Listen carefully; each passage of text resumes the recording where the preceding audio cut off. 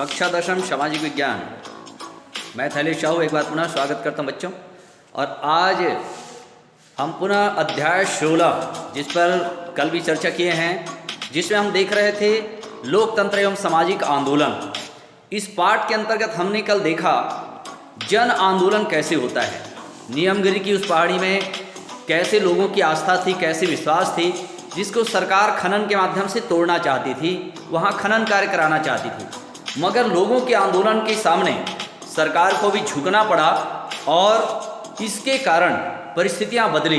तो चलिए हम थोड़ा आज उसी पाठ के अंतर्गत थोड़ा और आगे बढ़ें। आप आज पाठ्य पुस्तक का पृष्ठ क्रमांक 227 निकालिएगा, सूचना के अधिकार का संघर्ष।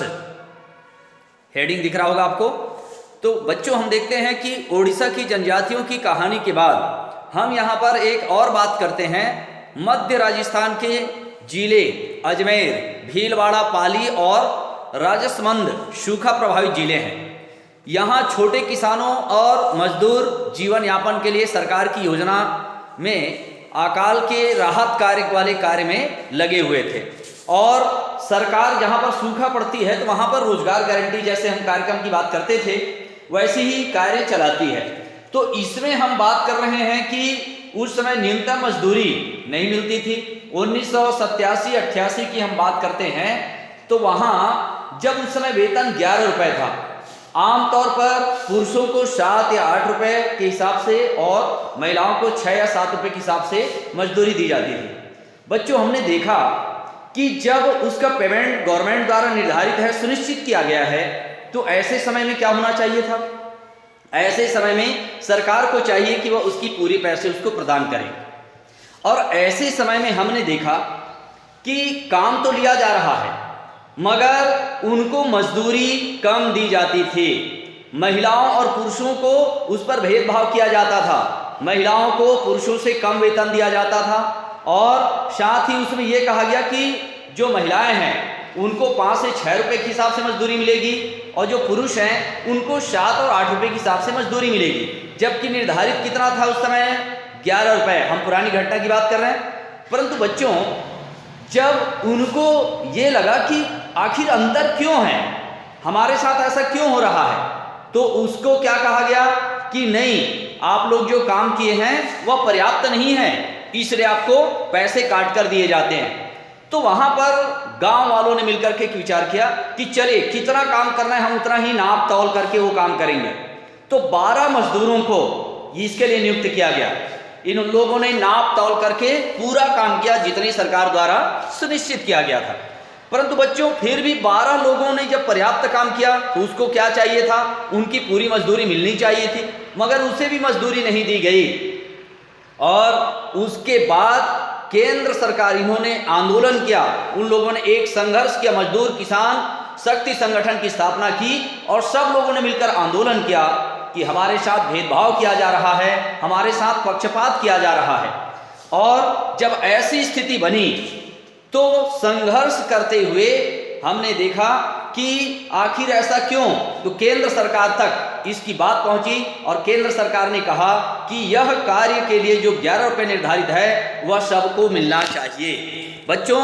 और इसके कारण लोगों को उनकी 12 रुपये की मजदूरी के हिसाब से उसको वेतन प्रदान किया गया।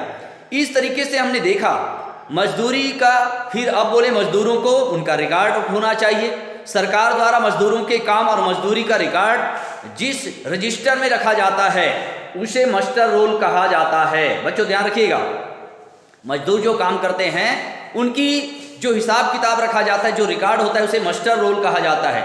और स्थानीय अधिकारियों और सरपंचों द्वारा मजदूरों को उतने वेतन का भुगतान नहीं किया गया जितना कि सरकार ने उनके कार्य के लिए दिया था। इस तरह से जब मस्ट्रोल सामने आया तो कई प्रकार की गड़बड़ियां सामने आने लगी। जैसे ऐसे लोगों का भी नाम भुगतान किया गया था। उस मस्ट्रोल के माध्यम से पता चला कि जो वहां पिछले 50 वर्षों से गांव में रहते ही नहीं हैं या जो मर चुके हैं उनका नाम मस्ट्रोल में भर दिया गया और उनका फर्जी हस्ताक्षर करके पैसे निकाल लिए गए। तो यहां से जब जन सुनवाई हुई, अब मजदूर जान चुके थे कि सरकार तो उन्हें मजदूरी पूरी देती है, लेकिन जो अधिकारी और पंचायत के लोग मजदूरों को मजदूरी देते थे वे भ्रष्टाचार करते थे। मजदूरों को समझ में आ गया था कि मामला केवल मजदूरी का नहीं है। अब मजदूरों ने सरकारी रिकॉर्डों को देखने की मांग की, लेकिन सरकारी अफसर रिकॉर्ड को छुपाते थे, दिखाने के लिए आनाकानी करने लगे। और ऐसे समय में गांव के सभी लोगों ने सरकारी कार्य के भ्रष्टाचार के बारे में बताएंगे, यह सोचकर जन सुनवाई अदालत बुलाई गई। पिछली जन सुनवाई, यह पहली जो जन सुनवाई है 2 दिसंबर 1994 को आयोजित हुई।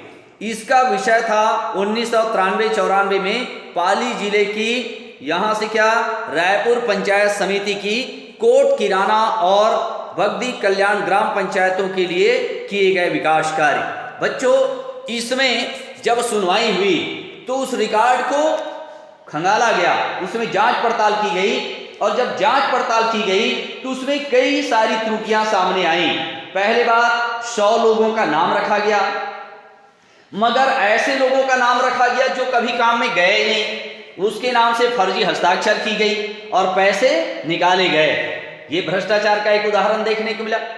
फिर मस्ट्रोल में और क्या समस्या देखने को मिली, वहां पर एक ऐसा भवन दिखाया गया जिसमें बिजली फिटिंग के लिए जो बिलें लगाई गई थी, जिनका भुगतान सरकारी रिकॉर्ड में दर्ज था, वह भवन बना ही नहीं। बिजली भुगतान बता रहा है कि इस भवन में बिजली का भुगतान किया गया है, बिजली फिटिंग की गई है, उसका इतना चार्ज है, मगर सच तो यह है बच्चों, वहां पर भवन का ही निर्माण नहीं किया गया था। ऐसी अनेक नियमितताएं, भ्रष्टाचार के परते इस पहली जन सुनवाई में खुली। इसके बाद कई जन सुनवाई और कई इस प्रकार की भ्रष्टाचार उजागर होने लगे। कहने का मतलब क्या गड़बड़ी हो रही थी कि जो भवन नहीं बना वहां पर बता रहा है बिजली फिटिंग में इतना 1000 रुपए लग गया, मजदूरों को 6 रुपए 7 रुपए पेमेंट किया गया और बताया जा रहा है कि 11 रुपए का भुगतान किया गया। फिर ऐसे व्यक्ति जो गांव में 50 साल हो गए बाहर हैं, उनका नाम उसमें मस्टोल में शो कर रहा है। फिर कई लोग मर चुके हैं, उनका नाम दिया गया। इस प्रकार से कई भ्रष्टाचार सामने जब आया, तब प्यारे बच्चों सूचना के अधिकार की मांग उठी। सूचना के अधिकार, अब ये सूचना के अधिकार की मांग यहीं से उठी। अब सूचना के अधिकार में क्या होता है कि सूचना के अधिकार के तहत कोई भी व्यक्ति अपने कार्यों की जानकारी ले सकता है।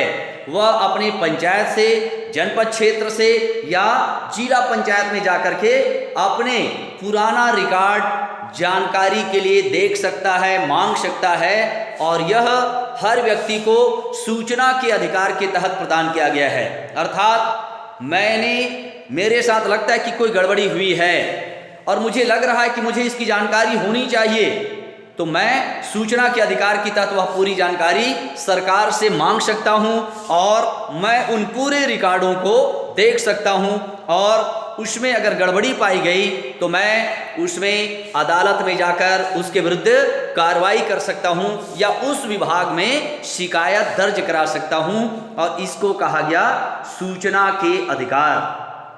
बच्चों, हम सबको यह अधिकार है, सूचना के अधिकार के तहत हम सबको यह अधिकार प्रदान किया गया है कि हम कोई भी सरकारी कार्य की जानकारी ले सकते हैं। हमारे साथ जो गड़बड़ी या अनियमितता हुई है उसको हम जांच पड़ताल कर सकते हैं, और इसे ही सूचना का अधिकार कहा गया है। और जब नियमगिरी की पहाड़ियों वाली समस्या को हमने देखा और यहाँ पर मजदूरों की समस्या को देखा, तब सूचना के अधिकार की मांग उठी, और आज सरकार ने सूचना का अधिकार हर व्यक्ति को दिया है। हमें कोई भी कार्य की जानकारी लेना है तो सूचना के अधिकार के तहत हम जानकारी प्राप्त कर सकते हैं। बच्चों, आज की वीडियो में इतना ही। सूचना के अधिकार कौन कौन से राज्यों में कब लागू हुआ, तो यहाँ पर एक चार्ट बना देखिए। तमिलनाडु में सूचना का अधिकार 5 मई 1997, गोवा में 2 दिसंबर 1997, महाराष्ट्र में 18 जुलाई 2000, राजस्थान में 26 जनवरी 2001, कर्नाटक में 2000, दिल्ली में 2001 में सूचना का अधिकार लागू किया गया है। तो आइए हम इस पर और सूचना के अधिकार, इस पर कल चर्चा करेंगे कि आखिर ये सूचना के अधिकार से हमें और क्या फायदे हैं और इसके साथ हमें क्या लाभ हुआ, इस बात को कल की वीडियो में जानने का प्रयास करेंगे। तब तक के लिए बच्चों आप सभी का धन्यवाद। ज़्यादा से ज़्यादा वीडियो देखिएगा, समझने का प्रयास करें। किसी प्रकार से क्वेश्चन डाउट हो तो मुझे कॉल करके भी उस समस्या का समाधान ले सकते हैं। ठीक है, धन्यवाद। आपका वीडियो में बने रहने के लिए।